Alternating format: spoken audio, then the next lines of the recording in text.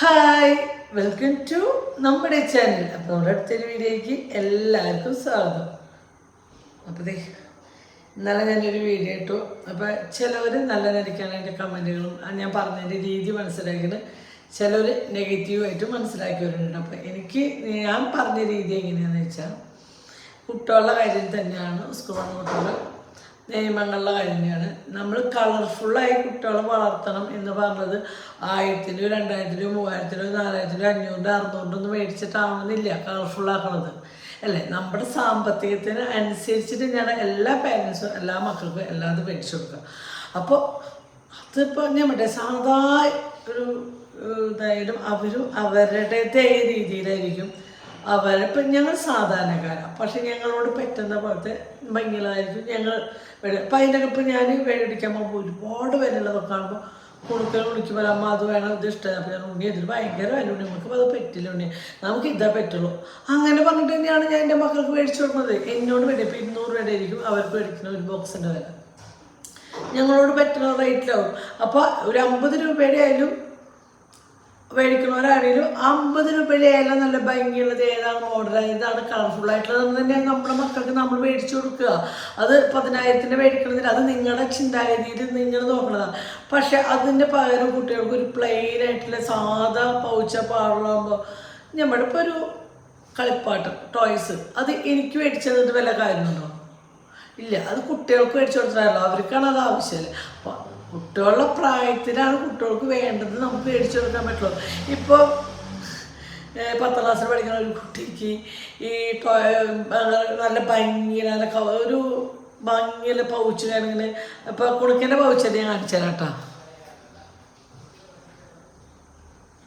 പൗച്ചാട്ട അതിലുള്ള ഒരു സാധനമാണ്, പക്ഷെ അതിൻ്റെ പേരൊന്നും എനിക്ക് പറയാറില്ല. ഇതാണ് ഇതിപ്പോൾ വലിയൊരു ആൺകുട്ടിക്ക് 10-20 എല്ലാം പഠിക്കാൻ പോകുന്ന പിള്ളേർ അല്ലെങ്കിൽ 18-19 വയസ്സായ കുട്ടികൾക്ക് ഇപ്പോഴും ഇത് കൗതുകമായിട്ട് നടക്കുന്ന കുട്ടികളുണ്ട് കേട്ടോ.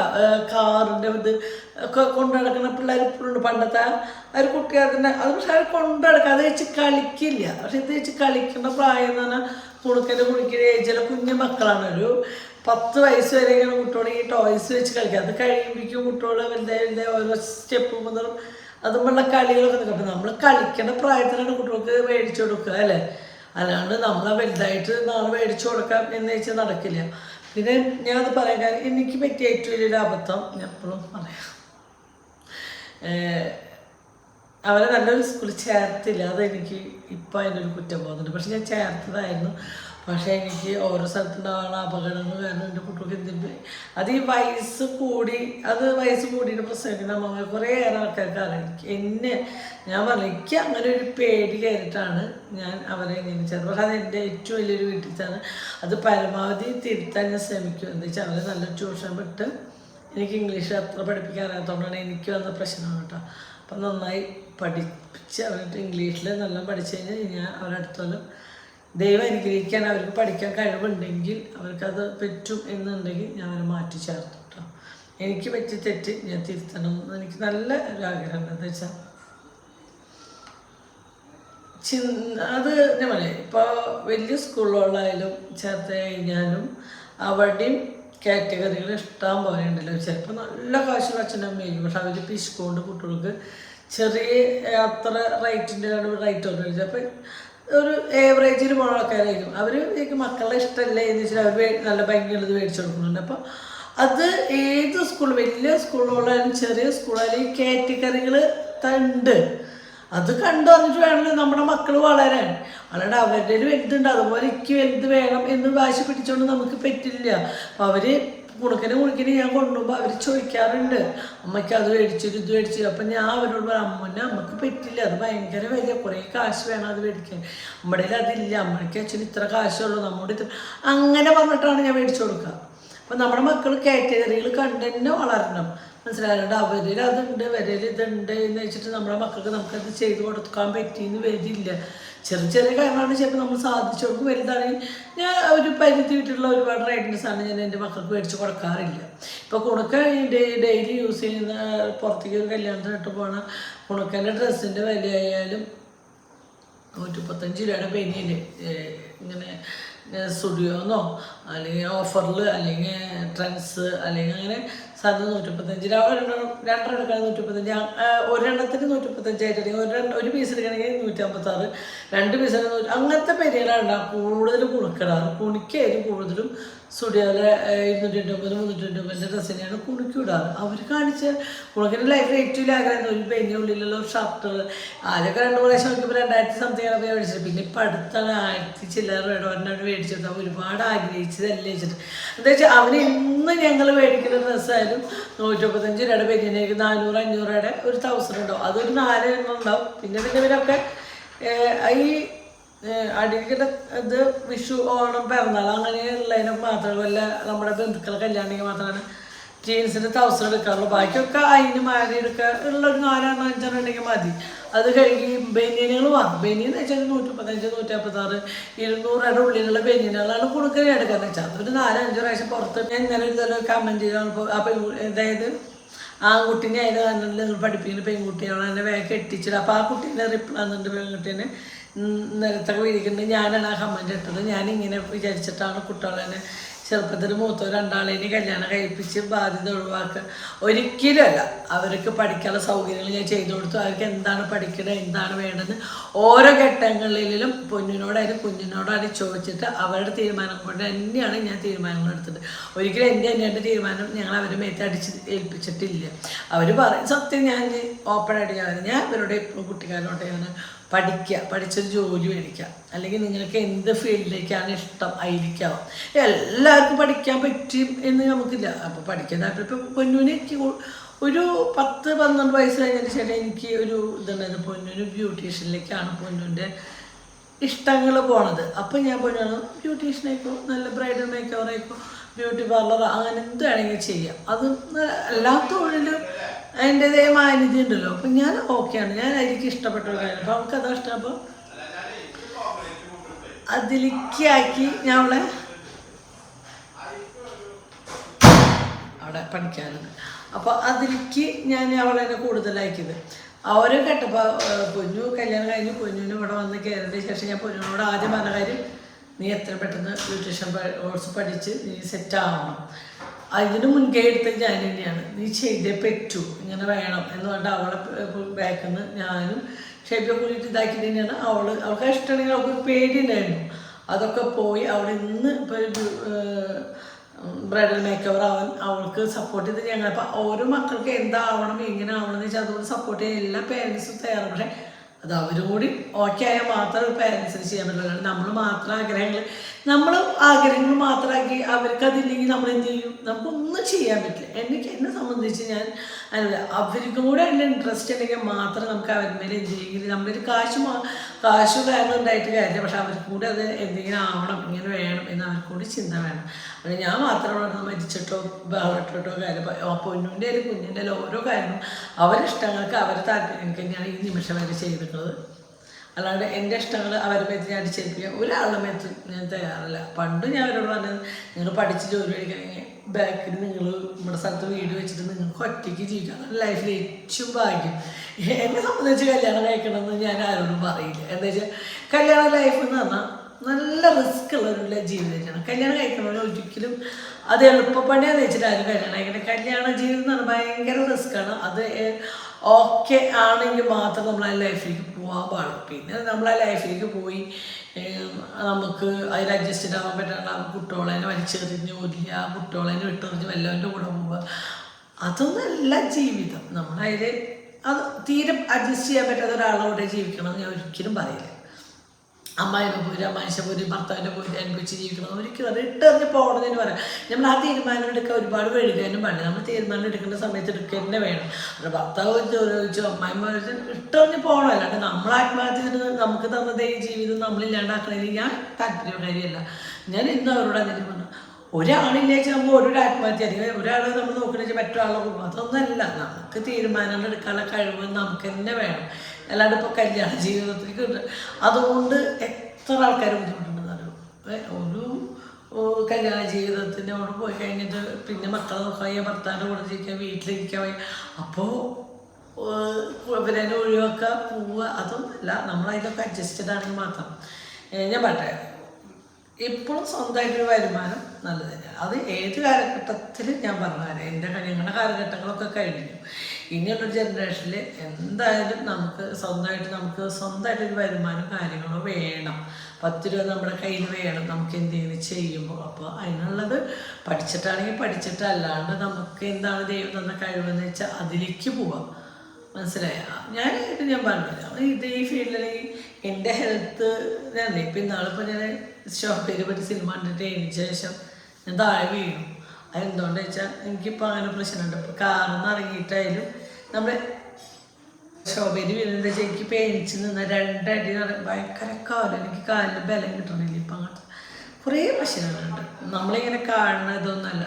നമ്മൾ ഇരുന്നിട്ട് 10 അടി നടക്കണമെങ്കിൽ ഭയങ്കര കാലുവേദനയും കാലിൻ്റെ പത്തിക്കും ഭയങ്കര 10 അടി നടന്നു കഴിഞ്ഞാൽ ഞാൻ ഒക്കെയാണ്.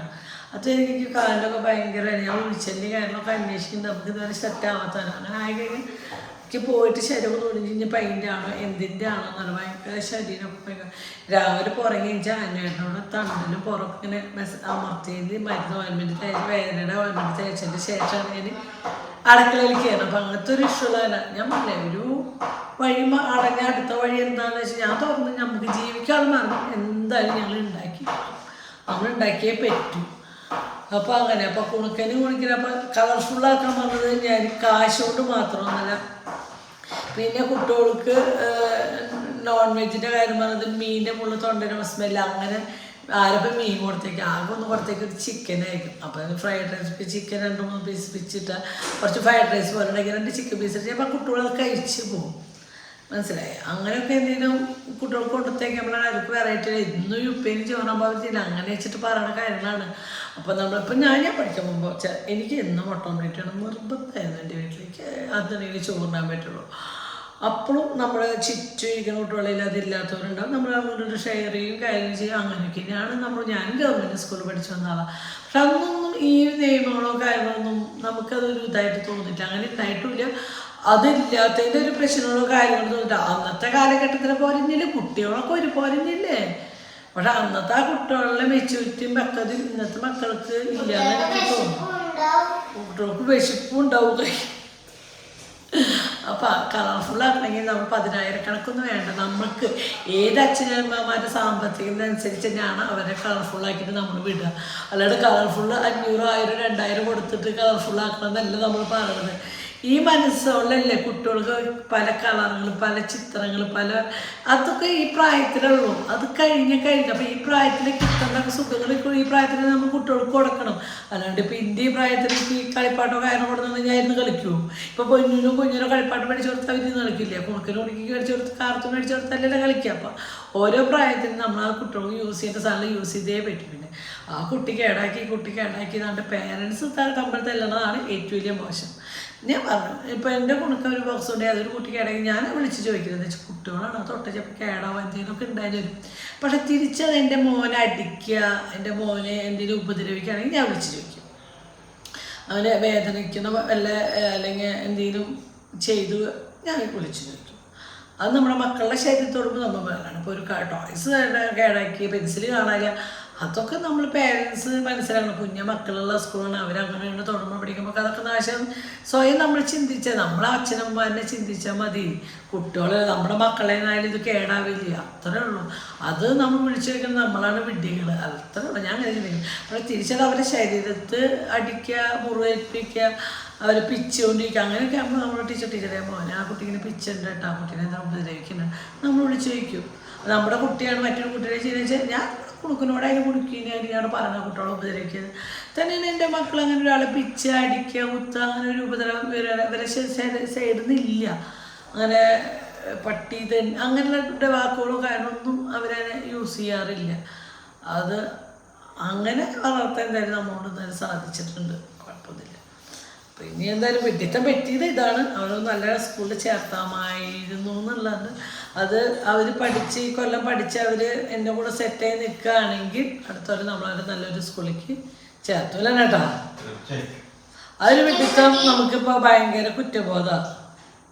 ഇതെന്തിത്രേ ഞാൻ 2.5 കിലോ മതി. അപ്പോൾ എന്തായാലും സ്കൂളൊക്കെ തുറക്കുന്ന സമയം കാര്യങ്ങളൊക്കെ ആയില്ല. അപ്പോൾ എന്തായാലും കുറച്ച് ചിക്കൻ മേടിച്ചിട്ട് കൊടുക്കാം. കുണുക്കിന് ചിക്കൻ നമുക്കെന്ത് ചിക്കൻ നല്ല നേരം വേണം. ചില ദിവസം ഉണ്ട് ചിക്കൻ്റെ ഗ്രേവി മാത്രം കൂടുതൽ, കഷ്ണം വേണമെന്നില്ല കേട്ടോ. അവർ ഈ ദോശയ്ക്ക് പുട്ടിനും വെള്ളയപ്പത്തിൻ്റെ കൂടെ ഒക്കെ ചിക്കൻ്റെ പീസ് വേണ്ട, ചിക്കൻ്റെ ഗ്രേവി വേണം. ഗ്രേവി നല്ല രസം. അപ്പോൾ ബിരിയാണി ഇഷ്ടമാണ്. ബിരിയാണി കഴിക്കുമ്പോൾ ചിക്കൻ പീസ് ആയിക്കോട്ടെ കേട്ടോ. ബിരിയാണിയുടെ കൂടെ കുട്ടി ചിക്കൻ പീസ് കഴിക്കും, മറ്റുള്ളതിൻ്റെ കൂടെ അങ്ങനെ ചിക്കൻ പീസ് കഴിക്കും. അപ്പോൾ ഞാൻ ചോദിച്ചു ഇപ്പോൾ സ്കൂളൊക്കെ തുറക്കല്ല, അവരൊരു ഹാപ്പി ആയിക്കോട്ടെ ഇരുന്നാണ് ബിരിയാണി ഉണ്ടാക്കാൻ വെച്ചു അല്ലേ.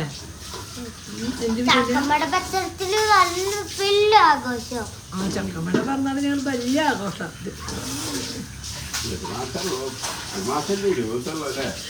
എന്തിനാട്ടാ എനിക്ക് വരുന്നോടത്ത് വെച്ച് കാണാം. അപ്പം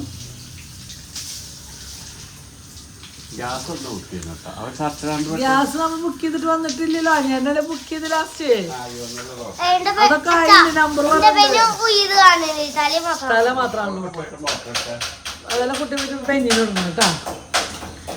അപ്പോൾ എന്തായാലും അങ്ങനെ ദേ നമ്മൾ സ്കൂളൊക്കെ തുറക്കുകയാണ്. ഇനിയിപ്പോൾ എല്ലാ അമ്മമാരും ഭയങ്കര തിരക്കിട്ടുള്ള ഫുഡ് ഉണ്ടാക്കലും കാര്യങ്ങളൊക്കെ ആയിരിക്കും. അപ്പോൾ ജോലിക്ക് പോകുന്നതിൻ്റെ ഇടയിൽ ഉണ്ടാക്കണം. അപ്പോൾ എല്ലാത്തിനും എളുപ്പമായിട്ടുള്ള ചിക്കൻ കറി ഇട്ടാൽ എന്താ വെച്ചാൽ രാവിലത്തെ ഒരു ബ്രേക്ക്ഫാസ്റ്റിനോ അല്ലെങ്കിൽ ജോലിക്ക് പോകുമ്പോൾ കൊണ്ടുപോകുന്ന ഗൾഫിൽ ബാച്ചിലേഴ്സിനും ഒക്കെ ഉണ്ടാക്കാൻ പറ്റിയ ഒരു അടിപൊളി ചിക്കൻ കറി കേട്ടോ.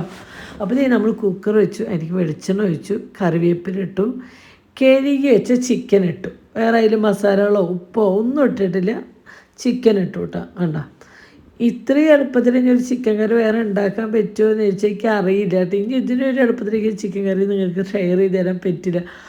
അത്രയും എളുപ്പത്തിലാണ്, സ്വന്തമായിട്ടൊരു റെസിപ്പിയാണ്. എവിടുന്ന് കട്ടതോ മോഷ്ടിച്ചതല്ല, സ്വന്തമായിട്ട് ഞാൻ ചെയ്തൊരു റെസിപ്പിയാണ്. പക്ഷെ ഭയങ്കര ടേസ്റ്റ് ചെയ്യുന്നു കേട്ടോ. ഭയങ്കര ടേസ്റ്റ് വെച്ചാൽ എല്ലാവർക്കും, അതായത് ബ്രെഡിൻ്റെ കൂടെ ഇഡ്ഡലിയുടെ കൂടെയും ദോശയുടെ കൂടെയും ഈ 3 സാധനത്തിനൂടെ ഞങ്ങൾ ഇന്നലെ ചിക്കൻ കറി കഴിച്ചു. അടിപൊളിയായിരുന്നു.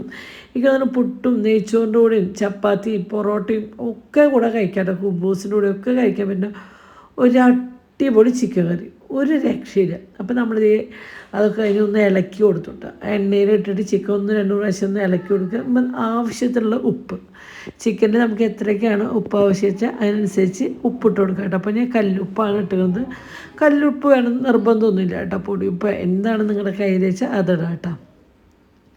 ഇനി നമ്മൾ ജസ്റ്റ് ഒന്ന് ഉപ്പൊക്കെ എല്ലായിടത്തേക്കും എത്തണമായിരിക്കും, ഒന്ന് ഇളക്കി കൊടുക്കട്ടെ. എണ്ണയിൽ ഒന്ന് ചൂടാവണം കേട്ടോ ചിക്കൻ.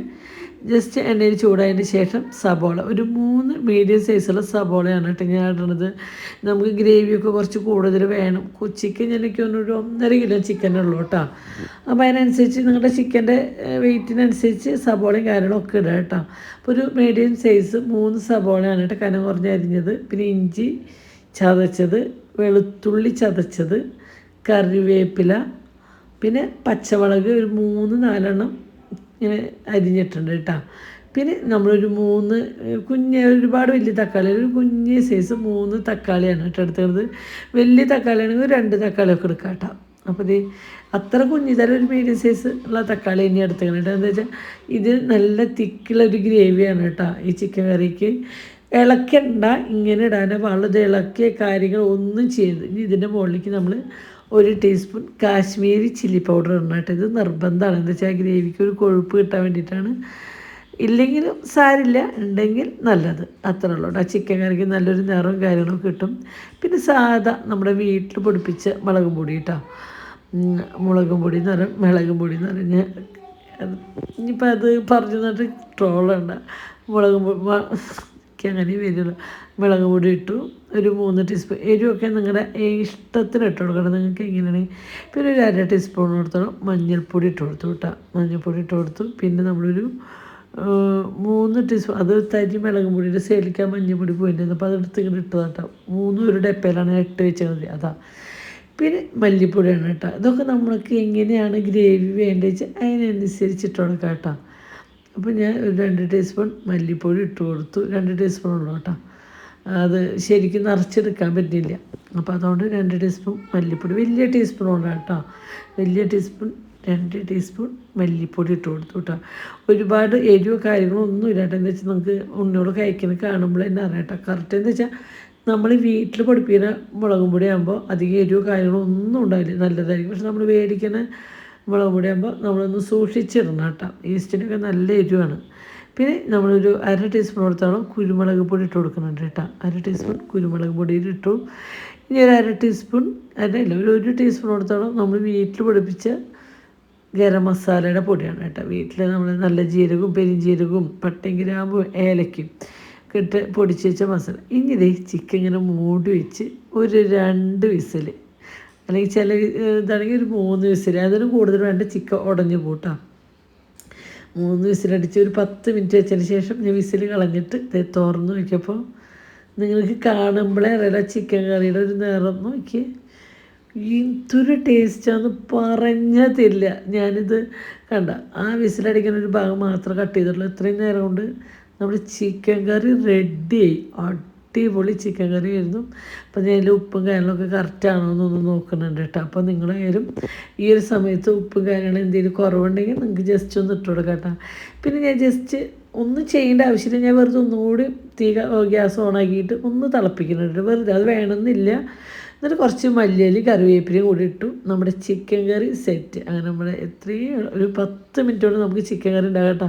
സബോളയൊക്കെ ഇപ്പം എല്ലാവരും ചോപ്പറിലിട്ടൊക്കെ അരിയാണെങ്കിൽ കണ്ടോ ഇത് എത്ര പെട്ടെന്നായിരിക്കും നമ്മുടെ ചിക്കൻ കറി. അപ്പം ഇത് നമുക്ക് ചോറിൻ്റെ കൂടെ എല്ലാത്തിൻ്റെ കൂടെ കഴിക്കാൻ നല്ല നാടൻ ചിക്കൻ ഉണ്ടാവും. ടേസ്റ്റൊക്കെ അറിയില്ല, ടേസ്റ്റ്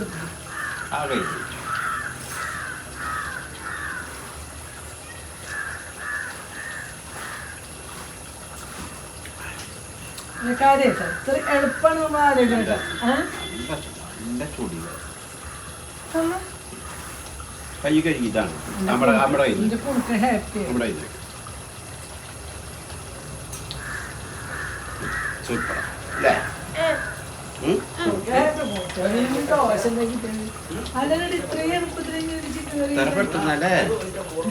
ഇത്രയും പെട്ടെന്ന് ഒരു ചിക്കൻ കറി ഇനി ഉണ്ടാക്കാൻ പറ്റുമോ എന്ന് വെച്ചാൽ അറിയില്ല. അത്രയും എളുപ്പമാണ്. നമുക്ക് ആ സബോള് തക്കാളി ഇതിലൊന്നും നമുക്ക് കാണില്ല, വാട്ടിയില്ലെങ്കിലും അപ്പം ഇതൊന്നും കാണില്ല. ഗ്രേവി നോക്കിയാൽ നമ്മൾ തുള്ളി വെള്ളം പോലും ഒഴിച്ചിട്ടില്ല കേട്ടോ. ഒരു തുള്ളി വെള്ളം പോലും നമ്മൾ ഈ ഒരു ചിക്കൻ കറിയിൽ ഒഴിച്ചിട്ടില്ല. ശരിക്കും 5 മിനിറ്റ് ചിക്കൻ കറി എന്ന് ശരിക്കും ഇതിനെ പറയാട്ടോ അല്ലേ. കുണുക്ക ഹാപ്പി കുണുക്കനാട്ടിയതാ. കുണുക്കൻ ദോശ എങ്ങനെ വയ്ക്കുക? ഓ കുണുക്കന് ഭയങ്കര ഇഷ്ടമുള്ള ഫുഡാട്ടോ ദോശ ചിക്കൻ കറി. അപ്പം എന്തായാലും അവൻ ആദ്യം ദോശ ചിക്കൻ കറി ഞാൻ ഉണ്ടാക്കി കൊടുക്കട്ടെ. ഉണ്ടാക്കാം നമുക്ക്. അങ്ങനെ നമ്മളിത് ദോശ കുണക്കിനുള്ള ദോശ ഉണ്ടാക്കാനായിട്ട് നല്ല നെയ്യൊക്കെ ഒഴിച്ച് നല്ല ദോശ. അതിൽ നമുക്ക് ഗ്രേവി കുറച്ച് കൂടുതൽ വേണ്ടവർക്ക് നമുക്ക് ആ ചിക്കൻ വേവിക്കാൻ വെള്ളം ഒഴിച്ചു കൊടുക്കാം കേട്ടോ. പക്ഷേ ഇളക്കരുത്. അതിൻ്റെ മുകളിൽ കൂടെ തന്നെ കുറേ ആ മസാലയിൽ കൂടെ വെള്ളം ഒഴിക്കരുത്. ചിക്കനിൽ വെള്ളം ഒഴിച്ചതിൻ്റെ ശേഷം സബോളയും കാര്യങ്ങളൊക്കെ ഇട്ടാൽ മതി കേട്ടോ. ആ മസാലയുടെ മുകളിൽ ഒരിക്കലും വെള്ളം വരരുത് കേട്ടോ. പക്ഷേ ഞാൻ ഇതിൽ തുള്ളി വെള്ളം പോലും ഒഴിച്ചിട്ടിലേക്ക് കറക്റ്റ് ഗ്രേവിയും കാര്യങ്ങളൊക്കെ കറക്റ്റായിരുന്നു കേട്ടോ. അപ്പോൾ ഗ്രേവി കുറച്ചും കൂടി വേണ്ടവർക്ക് കുറച്ചും കൂടി വെള്ളമൊക്കെ ഒഴിച്ച് സെറ്റാക്കാം കേട്ടോ.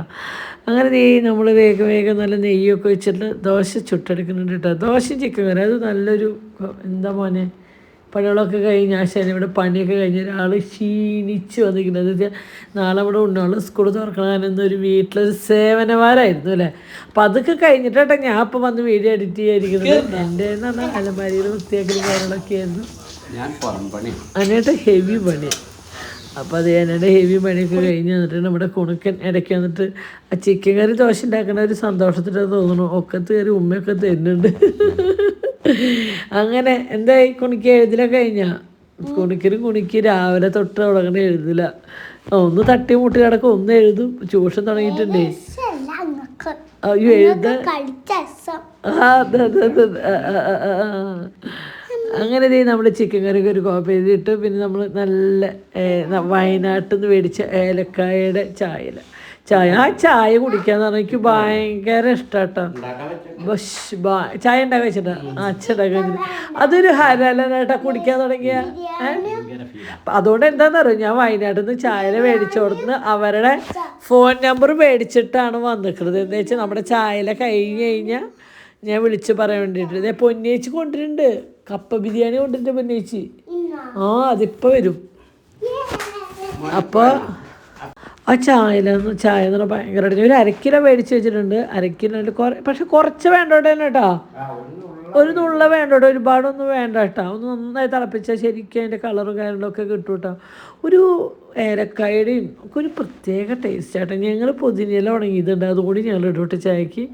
അങ്ങനെ ഞങ്ങളെല്ലാവരും കൂടി ചായ കുടിക്കാൻ വന്നിരുന്നു. അപ്പോൾ പറമ്പിൽ കുറച്ച് പണിക്കാരും കാര്യങ്ങളുണ്ട്, ഇക്കാഴ്ച എന്തൊക്കെ പറയില്ലേ, അതൊക്കെ വന്നിട്ടുണ്ട്. മണ്ണും കിണർ കുത്തിയതിൻ്റെ മണ്ണൊക്കെ ആകെ മഴ പെയ്തപ്പോൾ വഴിയിലേക്ക് ഒലിച്ചിറങ്ങിയപ്പോൾ അതൊക്കെ ഒന്ന് സെറ്റ് ചെയ്യാൻ വേണ്ടിയിട്ട്. അപ്പം അതിൻ്റെ ശബ്ദവും കാര്യങ്ങളും കേൾക്കാത്ത വണ്ടിയുണ്ട് പുറത്ത്. അങ്ങനെ ഇത് നമ്മൾ അടിപൊളി ആ ചിക്കൻ കറി ഒഴിക്കുമ്പോഴേ നിങ്ങൾക്ക് കണ്ടറിയാലോ ശരിക്കും ചിക്കൻ്റെ ഉള്ളിലേക്കുള്ള മസാലയും കാര്യങ്ങളും ഒക്കെ പിടിച്ചിട്ടുണ്ട്. ചിക്കൻ നല്ല സോഫ്റ്റാണ്, കുക്കറിൽ വേവിച്ചുകൊണ്ടായിരിക്കും. നല്ല സോഫ്റ്റായിട്ടുള്ള ചിക്കനായിട്ട് കുട്ടികൾക്കൊക്കെ കഴിക്കാൻ സുഖമാണ്. ഈ കുണുക്കി നല്ല മാതിരി ഗ്രേവി കഴിക്കൂട്ടോ. അപ്പം നിങ്ങൾക്ക് അറിയാലോ അതിന് മാത്രം എരിവ് ആ കറിയിൽ ഉണ്ടാവില്ല എന്ന്. അങ്ങനെ നമ്മുടെ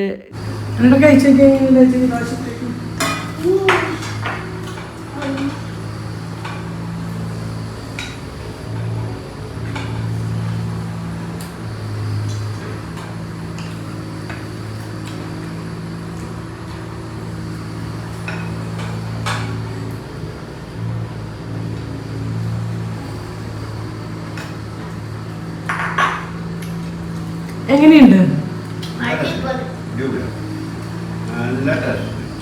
നമ്മളിങ്ങനെ ഉണ്ടാക്കുമ്പോൾ അത് ആലോചിക്കുമ്പോഴാണ് ഇതിൻ്റെ ടേസ്റ്റ് കൂടുതലല്ലേ അല്ലേ സത്യത്തിൽ. അതായത് ജോലിക്കാർക്കും അല്ലെ ഗൾഫിലിപ്പോൾ നിങ്ങളെ പോലത്തെ ആൾക്കാർക്കാണെങ്കിൽ സുഖമല്ലേ അങ്ങനെ ചിക്കാനുണ്ട് ഗൾഫിലൊക്കെ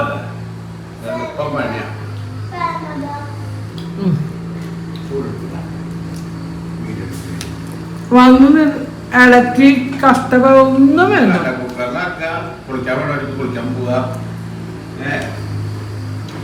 അതായത് ചിക്കൻ്റെ അകത്തൊക്കെ വെച്ച് കുളിക്കാനുള്ള ഡ്രസ്സും കാര്യം ബാത്റൂമിൽ കൊണ്ട് വെച്ച് വരുമ്പോഴേക്കും എന്തായാലും വിസിലടിക്കും.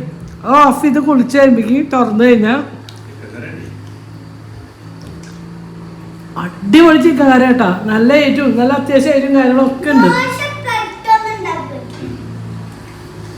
അങ്ങനെ ഞങ്ങളെല്ലാവരും കൂടി ഇരുന്നിട്ട് ബ്രേക്ക്ഫാസ്റ്റ് കഴിക്കാൻ കേട്ടോ. പതിനെട്ട് ദോശ കഴിക്കുന്നു കേട്ടോ. ഇപ്പം ഞങ്ങളെല്ലാവരും ആൾ പറഞ്ഞതോടുകൂടി ഞങ്ങളിപ്പോൾ അങ്ങനെ അവിടെ പോയിരുന്ന് കഴിക്കണ പരിപാടിയൊക്കെ നിർത്തോട്ട് ചേർത്ത്. പിന്നെ ഇന്ന് മേശപ്പുറത്ത് കുഞ്ഞോട് പഠിക്കാനും എഴുതാനായിട്ട് ബാഗും ബുക്കൊക്കെ നിറച്ച് മാറ്റി വെച്ചിട്ടുണ്ട് കേട്ടോ. ഇനി ഇത് കഴിച്ച് കഴിഞ്ഞിട്ട് അവർക്ക് എഴുതാണ്ട് അപ്പോൾ പിന്നെ ഞാൻ എടുത്ത് വെച്ചിട്ട് കാര്യമില്ലല്ലോ. അപ്പോൾ ഞങ്ങളെല്ലാവരും കൂടിയിട്ട് ഇന്ന് അടുക്കളയിൽ ഇരുന്നിട്ട് ഫുഡ് കഴിക്കാമെന്ന് വിചാരിച്ചു കേട്ടോ. അങ്ങനെ ഞങ്ങളിത് എല്ലാവരും കൂടി ഇരുന്ന് അടുക്കളയിൽ ഇരുന്ന് ഫുഡ് കഴിക്കുന്നത്. നമ്മളെല്ലാവരും കൂടി ഇരുന്ന് ഫുഡ് കഴിക്കുമ്പോൾ അതൊരു പ്രത്യേക രസമാണ്. ഇനിയിപ്പോൾ നാളെ തൊട്ട് ഉണ്ണോട് സ്കൂളിൽ പോയി കഴിഞ്ഞാൽ ഒരു നേരമൊക്കെ ഞങ്ങൾ ഒരുമിച്ചിരുന്ന് കഴിക്കുന്നുണ്ടാവുള്ളൂ കേട്ടോ. അതൊരു വിഷമമാണ്. നമ്മൾ ഒരുമിച്ചിരുന്ന് കഴിക്കുന്നതിനൊരു സന്തോഷം വേറെ തന്നെയാണ്. അങ്ങനെ ഞങ്ങൾ ഈ പകൽ കുറേ കാര്യങ്ങളുണ്ടായിരുന്നു. വേറെ ഭക്ഷണമോ കാര്യങ്ങളോ ഒന്നും കഴിക്കാൻ നേരം കിട്ടിയില്ല. അപ്പം കഴിച്ചാൽ ഒരു 11:30-12 മണിയാകുമ്പോൾ കഴിച്ചാൽ പിന്നെ ഒന്നും കഴിച്ചിട്ടില്ല കേട്ടോ ഞങ്ങൾ. പിന്നെ ഞങ്ങൾക്ക് പണികളൊക്കെ കഴിഞ്ഞ് വീട്ടിലെ പണികളും കഴിഞ്ഞ് പറമ്പിൽ ഇക്കാച്ചിക്ക് പോയതിന് ശേഷം ഞങ്ങൾ കുളിയൊക്കെ കഴിഞ്ഞ് കുന്നാണ് പോയി ഉണ്ണുകൾക്ക് ചെരുപ്പ് മേടിക്കാനും കാര്യങ്ങളൊക്കെ ഉണ്ടായിരുന്നു കേട്ടോ. അപ്പോൾ അതിനൊക്കെ പോയി വന്നതിന് ശേഷം തുള്ളി ദോശമാവ് കണ്ട കുണുക്കന് 2 വലിയ ദോശ, കുണുക്കനും കുണുക്കിക്ക് ഓരോ വലിയ ദോശയും ഓരോ കുഞ്ഞു ദോശയും അതിനുള്ള മാവുണ്ടായിരുന്നു കേട്ടോ. അപ്പോൾ അത് മതി. ഇനി പൊന്നു കൊടുന്ന ഇഡ്ഡലിയും ബ്രെഡ് ഒരു പേര് പൊന്നോട് വരുമ്പോൾ ഞാൻ പൊന്നു വന്നിട്ടുണ്ടായിരുന്നു. അപ്പോൾ വരുമ്പോൾ ബ്രെഡ് മേടിച്ചുകൊണ്ട് വന്നപ്പോൾ പൊന്നു ബ്രെഡ് മേടിച്ചു കൊടുക്കുന്നുണ്ടായിരുന്നു കേട്ടോ. അപ്പോൾ അത് കൂട്ടിയിട്ട് ഒരു നേരമൊക്കെ അങ്ങനെ പോട്ടെ എന്ന് വിചാരിച്ചു കേട്ടോ. നല്ല വിശപ്പായിട്ടാണ്. ഞങ്ങൾ കുന്നോളം പോയി വന്നതിന് ശേഷം ഉണ്ണോളെ പഠിപ്പിക്കാണ്ട് കുറച്ച് ട്യൂഷൻ തുടങ്ങിയിട്ട് പഠിപ്പിക്കാൻ. പക്ഷേ ഞാൻ പറഞ്ഞു ഭക്ഷണം കഴിച്ചിട്ട് പഠിപ്പിക്കാമെന്ന്. എന്താ വെച്ചാൽ ഞങ്ങൾ 4 മണിക്ക് ചായ ഒന്നും കുടിച്ചില്ല കേട്ടോ. അങ്ങനെ ഭയങ്കര തലവേദനയായി തുടങ്ങിയിട്ടാണ്. ഉണ്ണോട് ഇടയിലൊക്കെ ട്യൂഷന് പോകുമ്പോൾ അവർ സ്നാക്സ് കൊണ്ടു കേട്ടോ, കേക്ക് കൊണ്ടു. അപ്പോൾ അവരതൊക്കെ കഴിച്ചിട്ടുണ്ടായിരുന്നു കേട്ടോ. ഇപ്പം എനിക്ക് കടുമാങ്ങാച്ചാറിനോട് എന്തോ ഒരു പ്രിയെന്ന് പറഞ്ഞാൽ ചില നേരത്തെ കടുമാങ്ങാച്ചാർ കഴിക്കാൻ വന്നു. അപ്പം ഇന്നലെ രാത്രി നമുക്ക് ഇഡ്ഡലിയുടെ കൂടെ കടുമാങ്ങാച്ചാർ കഴിക്കാൻ കഴിഞ്ഞപ്പോൾ ഞാനൊരു മാങ്ങ കഷ്ണം, ഒരു കടുമാങ്ങയുടെ ഒരു കണ്ണിമാങ്ങയും കുറച്ച് ഗ്രേവി ഇട്ടിട്ട് കൊണ്ടുവച്ചിട്ട്. അപ്പോൾ ഈ നമ്മുടെ കുണുക്കമാൻ്റെ സ്ഥലമാണ് കേട്ടോ. അത് കുണിക്കുമ്പോൾ ഇടയ്ക്ക് കഴിക്കും, ഞാൻ ഇരിക്കട്ടെ കഴിക്കും. അപ്പോൾ അവൻ്റെ ആ സ്ഥലം വിട്ട് കൊടുക്കില്ല. അപ്പോൾ കുണിക്കുമ്പോഴോട് പറയും മോൾ അമ്മയുടെ അപ്പയുടെ അടുത്തിരുന്ന് പറയും. അങ്ങനെ പറഞ്ഞ് അവളാണ് ഞങ്ങളുടെ അടുത്തിരുത്തും. അവൻ അതിൻ്റെ മുകളിൽ അള്ളി പിടിച്ച്. ഞങ്ങളത് രാവിലത്തെ ബ്രേക്ക്ഫാസ്റ്റ് കഴിച്ചതിന് ശേഷം ഞങ്ങൾ ആരും ഒന്നും കഴിച്ചിട്ടില്ല കേട്ടോ. പിന്നെ ഞങ്ങളെല്ലാവരും ഇപ്പം കഴിക്കാൻ പോണത് എന്താ വെച്ചാൽ കുഞ്ഞോളെ ട്യൂഷന് പോക്കും കാര്യങ്ങളൊക്കെ കഴിഞ്ഞ് വന്നു. പറമ്പിൽ കുറച്ച് പണി ഉണ്ടായിരുന്നു കൊടുക്കാം.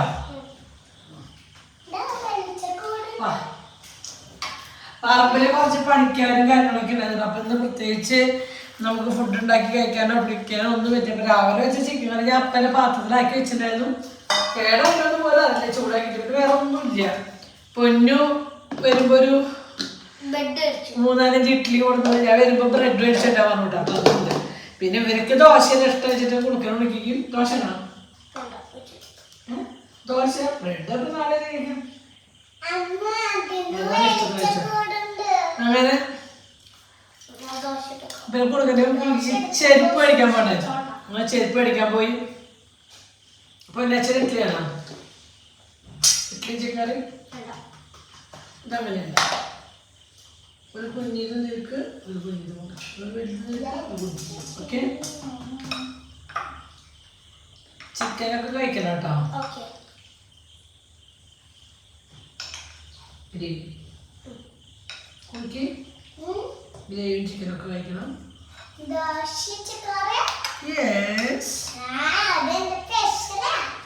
എന്റെ സ്പെഷ്യലാണോ? എനിക്ക് ചിക്കൻ്റെ കൈയാണ് ഏറ്റവും ഇഷ്ടം. അപ്പോൾ അത് ഞാൻ എടുത്തിട്ട് നമുക്ക് ആദ്യം ഇഡ്ഡലി എടുക്കാനാണ് കേട്ടോ. ഇഡ്ഡലി പോലെ ഉണ്ടാക്കുന്നുണ്ട്, അത് വെക്കാം. ഇനി അത് കളയേണ്ടി വരേ.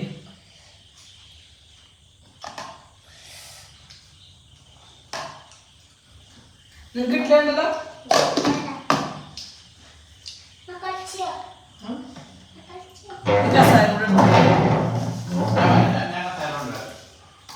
അങ്ങനെ ദേ നമ്മുടെ ഉണ്ണിയോളൊക്കെ വന്ന് കഴിക്കായിരുന്നു. 2 ആൾക്കും ദോശ കൊടുത്തു. എനിക്ക് ഞാൻ ഒരു 1.5 ഇഡ്ഡലി എടുത്തുവിട്ടാ. അനിയേട്ടന് ഒരു 3-4 ഇഡ്ഡലി അനിയേട്ടന് കൊടുത്തുവിട്ടു. പൊന്നു ഇന്നലെ രാവിലെ ബ്രേക്ക്ഫാസ്റ്റ് ഇഡ്ഡലി ഉണ്ടാക്കിയിട്ട്. അപ്പോൾ പൊന്നു വരുമ്പോൾ പറഞ്ഞു, അമ്മ ഞാൻ വരുമ്പോൾ ഇഡ്ഡലി ചിക്കൻ കറി ഉണ്ടാക്കിയിട്ടുണ്ടാകുമ്പോൾ അടിപൊളിയോ പൊന്നാണെന്നു. അപ്പോൾ പറഞ്ഞു അവൾക്ക് ഭയങ്കര ഇഷ്ടമായിട്ടാ ചിക്കൻ കറി ഇഡ്ഡലിയും കൂടി കഴിക്കാം. അപ്പോൾ ഞാൻ പറഞ്ഞു എന്നാൽ ഞാൻ ഉണ്ടാക്കി ഇഡ്ഡലി കൊണ്ട് വരാം കേട്ടോ അമ്മ, ചിക്കൻ കറി കൂട്ടി കഴിക്കാൻ. അങ്ങനെ അവൾ ഉണ്ടാക്കി ഇഡ്ഡലി കൊണ്ട് വന്നു കേട്ടോ. എന്നിട്ട് അവൾ ചിക്കൻ കറി കൂട്ടി ഇഡ്ഡലി കഴിച്ചു. അവൾക്കും ഭയങ്കര ഇഷ്ടമായിട്ടാ. അടിപൊളി ചിക്കൻ കറി അമ്മ എന്നൊക്കെ പറഞ്ഞു. അവളും പറഞ്ഞു കേട്ടോ ഭയങ്കര ടേസ്റ്റ്. അതുകൊണ്ടാണ് നിങ്ങൾക്ക് ഷെയർ ചെയ്തേക്കുന്നത്.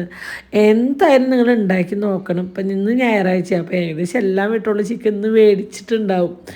എന്തായാലും ഒരു 1.5 കിലോനെങ്കിലും നിങ്ങൾ മേടിച്ചിട്ട് ഒന്ന് ഉണ്ടാക്കി നോക്കട്ടോ. അത്രയും ഉറപ്പുള്ളതുകൊണ്ട്. എന്നിട്ട് ജസ്റ്റ് ഒന്ന് കമൻറ്റിലൂടെ ഒന്ന് പറയണം ടേസ്റ്റ് ഉണ്ടെങ്കിൽ കേട്ടോ. എളുപ്പത്തിൽ. പിന്നെ കുറേ മടിച്ചോറുണ്ടാവും അവരെ ഫുഡ് ഉണ്ടാക്കാൻ. അവർക്ക് എളുപ്പമാണ് കേട്ടോ അത്. കണ്ണിമാങ്ങ ഉണ്ടോ? കണ്ണിമാങ്ങയോട് ഒരു പ്രത്യേക ഇഷ്ടം കണ്ടോ. അന്നേരം അത് മുഴുവൻ എടുക്കാൻ പറ്റുന്ന മുഴുവൻ തെല്ല് തുണ്ട ചെറുണ്ട് തുണ്ട് എടുപ്പിക്കുന്നത് ഈ കാണുന്നു കേട്ടോ. എന്താണെന്നല്ല കണ്ണിമാങ്ങയുടെ ഒരു എനിക്കങ്ങനെ കണ്ണിമാങ്ങാച്ചാറിനോട് അത്ര ഇഷ്ടമുള്ള ഒരാളൊന്നുമല്ല. ഇപ്പം എന്തോ ഭയങ്കര കണ്ണിമാങ്ങാച്ചാറ് എവിടെ കണ്ടാലും ഞാൻ മേടിക്കും കേട്ടോ. അപ്പോൾ ഇന്നലെ 2 ദിവസം മുന്നേ നെക്സ്റ്റ് ഒരു വീട് മേടിച്ചു. പക്ഷെ അത് ഫ്ലോപ്പാട്ടാ. ഒരു രസമില്ല. ഈ കണ്ണിമാങ്ങനെ അലിഞ്ഞ് പോയി കഴിഞ്ഞാൽ ടേസ്റ്റിൽ ഇങ്ങനെ കടിക്കുമ്പോൾ കണ്ടുമുഴുന്നുള്ള ശബ്ദം ഉണ്ടല്ലോ കണ്ണിമാങ്ങയുടെ, അത് വേണം. അതിനോട് ഭയങ്കര കാരണം നെക്സ്റ്റ് അടുത്തെ കണ്ണിമാങ്ങ അച്ചാറാട്ടോ ഞാൻ പെടുത്തത്. പക്ഷേ അത് ഒരു ടേസ്റ്റും ഇല്ല കേട്ടോ. അപ്പോൾ അതൊക്കെ കഴിഞ്ഞ് വന്നപ്പോൾ എന്നേട്ടൻ പറഞ്ഞു ഞാൻ പാത്രമൊക്കെ കഴുകി വെച്ചാൽ ഉണ്ണി പോയിട്ട് കുണക്കിന് എഴുതാനുള്ളത് എഴുതിപ്പിച്ചോ പഠിപ്പിച്ചോ പറഞ്ഞിട്ട്. അപ്പോൾ അതിനായിട്ട് അങ്ങനെ അടുക്കള ക്ലീനിങ്ങും കാര്യങ്ങളൊക്കെ അതിനായിട്ട് ഏറ്റെടുത്തു. ഞാൻ ദേ ഉണ്ണിയോളനെ കൊണ്ട് പഠിപ്പിക്കാൻ വന്നിരുന്നു കേട്ടോ. എന്താ വെച്ചാൽ ഞങ്ങൾക്ക് 2 ആൾക്കും അങ്ങനെ എന്തെങ്കിലും അങ്ങനെ ഒരു ഷെയർ ചെയ്താൽ എത്രയും നമുക്കിതൊക്കെ ചെയ്യാൻ പറ്റുള്ളൂ കേട്ടോ. എന്താ വെച്ചാൽ ഞാൻ അടുക്കള ക്ലീൻ ചെയ്യുന്ന അത്യാവശ്യം നേരത്തെ എനിക്കുള്ള പണികളുണ്ട്. പിന്നെ ഇന്നലെ പച്ചക്കറി മേടിച്ചോടുന്നു, പച്ചക്കറിക്ക് കുറച്ച് സാധനം അവിടുന്നതൊക്കെ പോയി പുറത്തേക്ക് പോകുമ്പോൾ മേടിച്ചോടുന്നതൊക്കെ ഡപ്പയിലിട്ട് വയ്ക്കാനും കാര്യങ്ങളൊക്കെ ഉണ്ട് കേട്ടോ. അതിൻ്റെ പറഞ്ഞു അത് ഞാൻ ചെയ്തോളാം. ഉണ്ണി കുണുക്കുകയും ഹോംവർക്ക് ഉള്ളതൊക്കെ എഴുതിച്ചു. അങ്ങനെ അവരോട് ഹോംവർക്കിൽ എഴുതുമ്പോൾ കുണുക്കിന് ഒരുപാട് ഹോംവർക്ക് ഉണ്ടായിരുന്നു. അപ്പോൾ അത് കണ്ടപ്പോൾ കുണുക്കിന് വിഷമമായി, കുണുക്ക് കരഞ്ഞു. അപ്പോൾ ഞാൻ പറഞ്ഞു കുറേശ്ശെ എഴുതാം ഉണ്ണി, കുറച്ച് നേരം കളിക്കാൻ കുറച്ച് നേരം എഴുതാം, അങ്ങനെ ചെയ്യാം കേട്ടോ, മോൻ കരയണ്ട കേട്ടോ, മോന് പറ്റണ പോലെ എഴുതി. അപ്പോൾ ഓക്കെ കേട്ടോ. കുട്ടിക്ക് കുറേ കണ്ടപ്പോൾ മലയാളം ഒരുപാട് എഴുതാണ്ടായിരുന്നു, ഇംഗ്ലീഷ് ഒരുപാട് എഴുതാണ്ടായിരുന്നു. അപ്പോൾ അത് കുട്ടിക്ക് കണ്ടപ്പോൾ ഭയങ്കര വിഷമമായിട്ട് മിണ്ടൊന്നുമില്ല, ഇരുന്ന് ഇങ്ങനെ കരയണ കണ്ടപ്പോൾ എനിക്ക് ഭയങ്കര വിഷമമായി. അപ്പോൾ ഇന്നത്തെ വീഡിയോ ഇത്രയേ ഉള്ളൂ. ബൈ.